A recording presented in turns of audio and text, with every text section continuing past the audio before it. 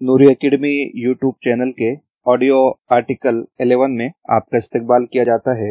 अब तक हमने नेट, सेट, पेट, पीएचडी और दीगर मारूजी इम्तिहानात के हवाले से मालूमात हासिल की थी। आज के इस ऑडियो आर्टिकल में तदरीस ज़बान के पहलू, एस्पेक्ट्स ऑफ लैंग्वेज टीचिंग और टीचिंग टेक्निक्स के हवाले से चंद ज़रूरी बातों को हम समाअत करने की कोशिश करेंगे। हर ज़बान को नज़्म और नस्र के खानों में तकसीम किया जा सकता है, इसीलिए तदरीस नस्र के अलग तरीके बयान किए गए हैं और तदरीस नज़्म के कुछ और तरीके बयान किए गए हैं। तदरीस नस्र के हवाले में जो तरीका बयान किया गया है उसमें पहला तरीका डिस्कशन मेथड है, जिसे हम मुज़ाकरा या बहस मुबाहिसा का तरीका भी बोल सकते हैं।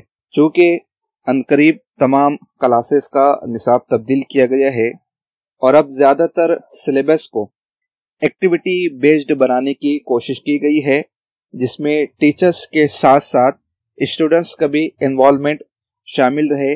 दोनों की सरगर्मियों से नतीजा अखज़ करने की हर मुमकिन कोशिश की गई है। इसलिए बहस व मुबाहिसे का तरीका या मुज़ाकरा या डिस्कशन मेथड आज के मुताबिक काफ़ी अहम हो जाता है। इस तरीके में टीचर और तलबा मिलकर किसी मौजू पर आज़ादी से और इज्तिमाई तौर पर तबादला ख्याल करते हैं, बहस करते हैं, मुबाहिसा करते हैं, मुज़ाकरे में हिस्सा लेते हैं और इसके ज़रिए से खातिर ख्वाह नतीजा हासिल करने की कोशिश की जाती है। इस तरीके में मुअल्लिम या टीचर एक मौजू मुंतखब करके जमात को दो ग्रोह में तकसीम कर देता है। एक ग्रुप को मौजू की खूबियाँ और दूसरे ग्रुप को मौजू की खामियाँ बयान करने के लिए आमादा किया जाता है और इस तरीके से बहस व मुबाहिसे के ज़रिए से एक टॉपिक पर खातिर ख्वाह मालूमात अखज़ करने की कोशिश की जाती है। जैसे सबक प्लास्टिक या कंप्यूटर या शजरकारी या नज़्म, पैसा, परछाई और वक्त, ये ऐसे अनावीन है जिन्हें डिस्कशन मेथड के ज़रिए से काफ़ी आसानी के साथ समझा जा सकता है। मसलन कंप्यूटर, इस पर हार्डवेयर सॉफ्टवेयर के हवाले से दो ग्रुप बहस करें और उसकी अहमियत, इफादियत, इम्पोर्टेंस के ऊपर तस्करा करते हुए खातिर ख्वाह नतीजा बरामद किया जा सकता है। बहस व मुबाहिसे के कई तरीके हो सकते हैं, जैसे ग्रोही मुबाहिसा, या इसे हम ग्रुप डिस्कशन का नाम दे सकते हैं, जिसमें 5-5 या 10-10 तलबा के ग्रुप बनाए जाए और उन्हें टॉपिक्स दिए जाए और इस तरीके से एक क्लास में कई ग्रुप्स बन जाएंगे और वो आपस में तबादला ख्याल करेंगे। गैर रस्मी मुबाहिसा, इसमें यह होता है कि एक उन्वान अखज़ करके हर किसी को बोलने की आज़ादी होती है और एक उन्वान पर चाहे वो खूबी बयान करे, खामी बयान करे या उससे मुतालिक किसी भी किस्म की मालूमात बयान करे।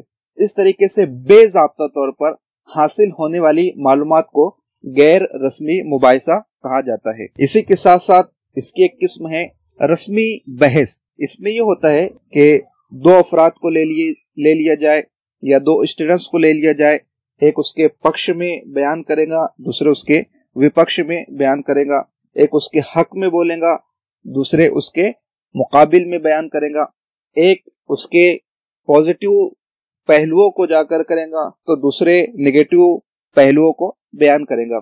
इस तरीके से रस्मी तौर पर किसी मौजू पर स्टडी की जा सकती है, उसे टीचिंग टेक्निक्स के तौर पर यूज किया जा सकता है।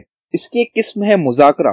मुज़ाकरे में एक उन्वान देकर तनकीद, तनकीस और तबसरे की मुकम्मल आज़ादी हर स्टूडेंट्स को दे दी जाती है और क्लास में टीचर्स की मौजूदगी में, एक्सपर्ट्स की मौजूदगी में इस तरह का मुज़ाकरा किया जाता है ताकि एक उन्वान के मुताबिक खातिर ख्वाह मालूमात जमा की जा सके।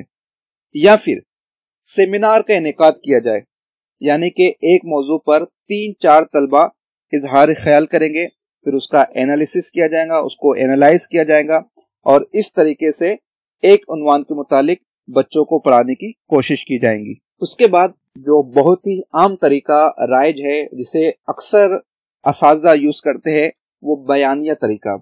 यानी एक टीचर एक सबक को जो क्लास में बयान करना चाहते हैं, जो क्लास में पढ़ाना चाहते हैं, जो लेक्चर डिलीवर करना चाहते हैं, वो सेल्फ स्टडी करके आते हैं।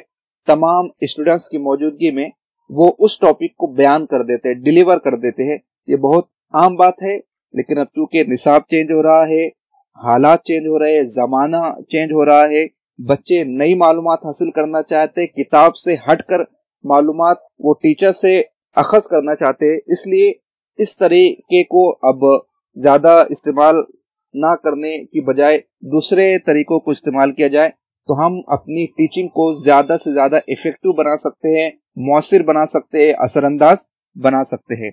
उसके बाद तीसरा तरीका है क्वेश्चनिंग मेथड, इस्तेफहामिया तरीका जिसे कहा जाता है, या फिर आम जबान में हम कहें तो सवाल और जवाब का तरीका। ये ज्यादा बेहतर होता है बच्चों के हक में। आमतौर से टीचर्स तमहीद के तौर पर सवाल और जवाब का तरीका इख्तियार करने की कोशिश करते हैं, लेकिन ओवरऑल तमाम मज़ामीन में हर किस्म के टॉपिक्स पर इसको इस्तेमाल किया जाए तो इसके उम्मीद अफजा नताइज बरामद किए जा सकते हैं। मगर हाँ, इसमें टीचर्स को चाहिए कि सवालात के तर्ज पर खास तवज्जो देने की कोशिश करें, यानी क्वेश्चन बिल्कुल सादा और वाज़ेह हो, मुबहम सवालात करने से बचा जाए, जुमानी सवालात करने से बचा जाए, सवाल बिल्कुल आसान हो, बिल्कुल सादा हो, जिसे बच्चे आसानी के साथ समझ ले।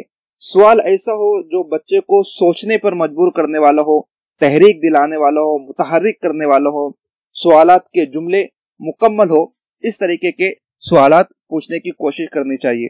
या फिर हम उससे ये कह सकते हैं कि यस नो टाइप के क्वेश्चंस पूछे जाए, इशाराती सवालात पूछे जाए, ऐसे सवालात पूछे जाए जो जिनका तसलसल हो, जो रब्त रखते हो अपने टॉपिक से, जिनका ताल्लुक हो सिलेबस से, निसाब से, टॉपिक से, यानी कि बेमाना सवालात पूछने से मुकम्मल तौर पर परहेज किया जाए।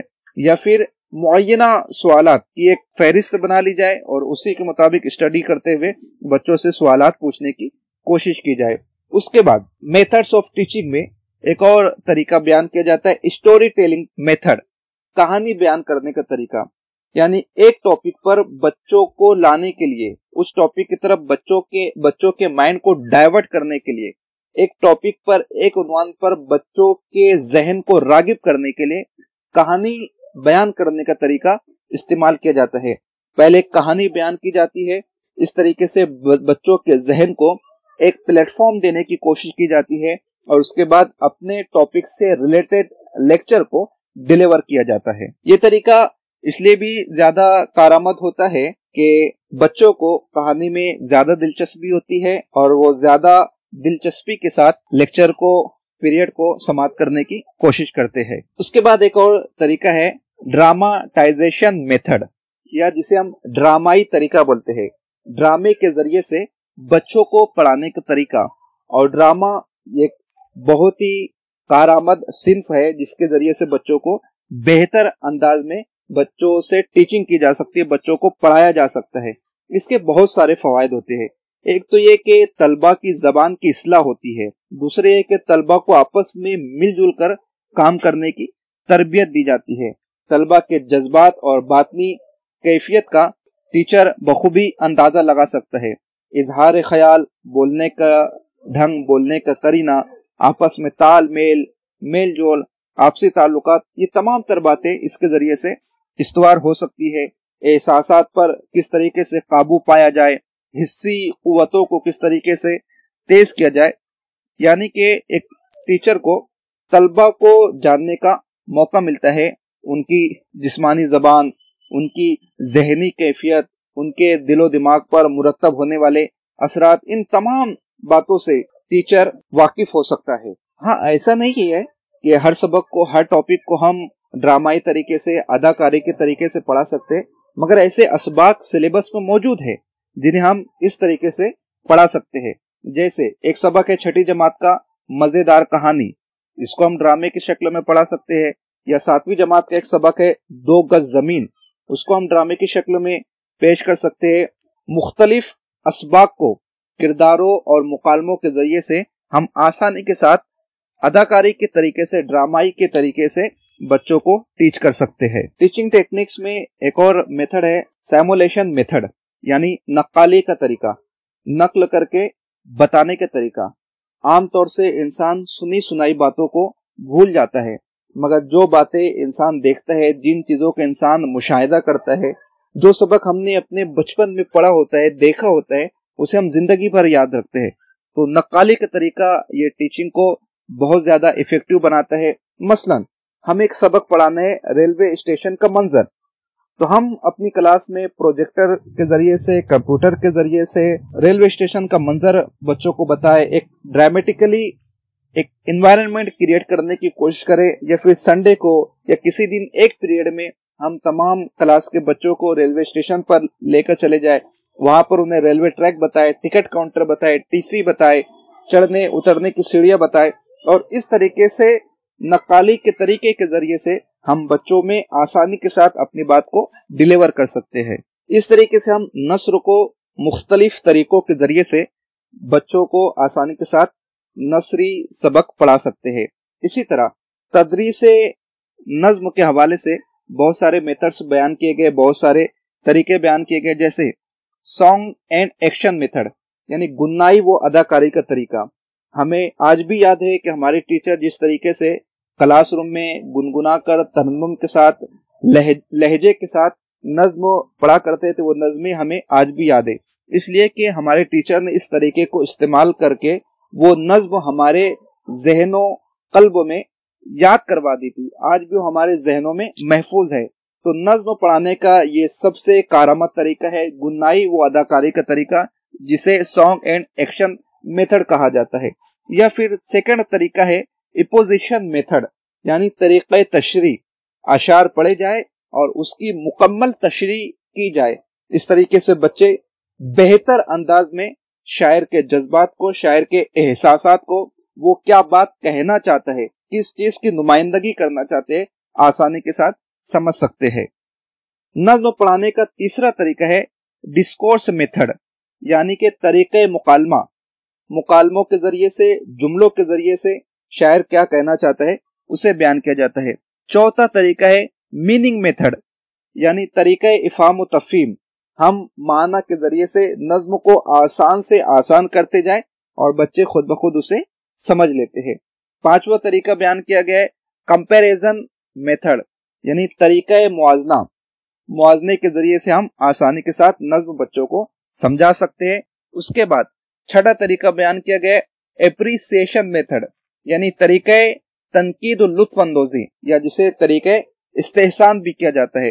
तो इस तरीके से नज्म और नस्र को हम आसानी के साथ बच्चों को समझा सकते हैं, चाहे वो कोई भी सब्जेक्ट हो, चाहे वो कोई भी लैंग्वेज हो।